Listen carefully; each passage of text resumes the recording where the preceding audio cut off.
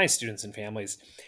We started today, at least in my two classes, we started doing the Zoom login. Again, the whole purpose of that is it's a privacy thing, it's a safety thing. It assures that only district students are getting into the rooms. We haven't had any issues with any Zoom bombing in our class, but I'm sure you've heard probably the concept of Zoom bombing. It has happened in the district, so that's why they wanted us to go to that.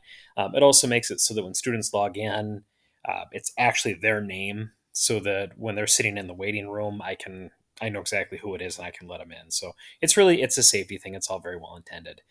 So let me show you how to work around some of the things that we learned today, and hopefully this helps everybody out a little bit more. So when you click on the link to come to our Zoom session, a new login is going to come up, and one of the options that you're going to say is that you want to sign in with Google, and you may get a screen that looks like this. Honestly, I'm not entirely sure exactly what you're going to see, but it's going to look something like this. If you only see an email address and password, you actually want to go down a little bit further. So if you go down and you look down further, here's an option to sign in with Google. So when you click that, this is going to pop up, and then it's going to ask you which account to use. So like I have my personal account on here and I have my professional account, but let's say this is my son who is a student in the district. His school account is not in here and it needs to be added. Once it's added, all you have to do is click that and you're good to go. So what you may need to do is use another account, in which case you'll click on this, and then it's going to ask you to fill in some information at this point. Um, so I'm going to go ahead and I'm going to start putting in his district email account. Now, one of the really important details that we learned today is you can't put in just the email account. You also have to include the at students with a plural s there dot mcpasd Middlecroft Missouri School District dot k12 dot wi dot us. You need the full email address. The next thing that'll come up then is you'll have to go in and you'll enter in the password. That password, it's going to be an MCP dot and then some 5-digit code. Students should know that.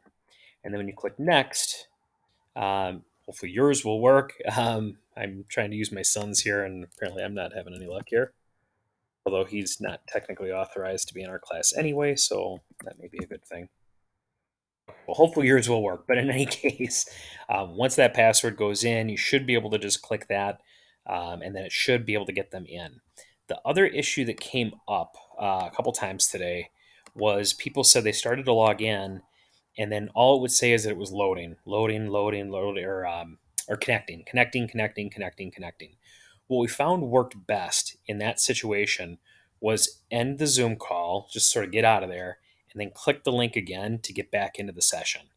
And that seemed to be able to bring a lot of people back in. So those are the two biggest things that we saw. And again, I would maybe even consider trying to experiment with that before you get to class, so that you don't have any issues once you're in. Once we got people in, we were doing great. We had a few that we definitely had some issues getting in, but overall, we had just about everybody in class today, and it was really smooth once we got in. So I hope that helps a little bit. We'll give it a shot. Give it a couple days. We'll figure it out. I know it's another step. I really appreciate everybody going along. Just keep in mind this is for safety and security and privacy. That's the biggest thing. So I hope that helps. Let me know if you have any problems or have any questions. Thanks.